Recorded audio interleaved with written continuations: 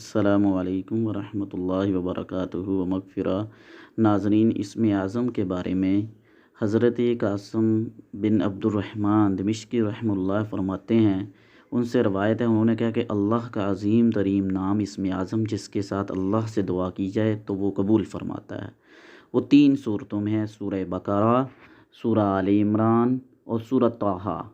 امام ابن ماجہ رحمہ اللہ نے مذکورہ بالا روایت اپنے استاد عبد الرحمن بن ابراہیم دمشقی رحمہ اللہ سے ایک دوسری سند سے نبی اکرم صلی اللہ علیہ وسلم سے مرفوع بھی اسی طرح بیان کی، یعنی یہ احادیث مبارکہ بالکل ٹھیک ہے اور ابن ماجہ کی یہ احادیث مبارکہ ہے۔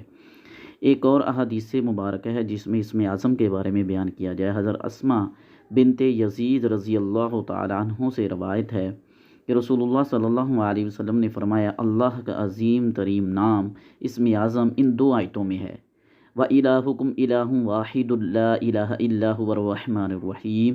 سورہ بقرہ میں ہے یہ آیت، اور تمہارا معبود ایک ہی معبود ہے، اس کے سوا کوئی معبود نہیں جو نہایت مہربان بے حد رحم کرنے والا ہے۔ اور سورہ آل عمران یعنی الف لام میم اللہ لا الہ الا هو الحی القیوم۔ ناظرین، یہ اسم اعظم سے جو بھی دعا کی جاتی ہے وہ قبول ہوتی ہے، اور جس کے پاس یہ اسم اعظم ہوتا ہے وہ بہت ساری چیزیں دنیا کی حاصل کر سکتا ہے، اور اللہ تعالیٰ کو اس کے اوپر خصوصاً کرم ہوتا ہے۔ اگر آپ چاہتے ہیں کہ آپ کو اسم اعظم حاصل ہو جائے تو یہ مذکورہ بالا جو احادیث مبارکہ آپ کے سامنے بیان کی گئی ہیں، ان سے آپ فائدہ اٹھا سکتے ہیں اور اسم اعظم کو آپ حاصل کر سکتے ہیں۔ شکریہ۔ ناظرین، آپ سے گزارش ہے کہ آپ مزید اچھی ویڈیو دیکھنے کے لیے میرے اس چینل کو سبسکرائب کریں۔ بہت بہت شکریہ۔ اللہ تعالیٰ آپ کو جزا عطا فرمائے۔ السلام علیکم ورحمۃ اللہ وبرکاتہ۔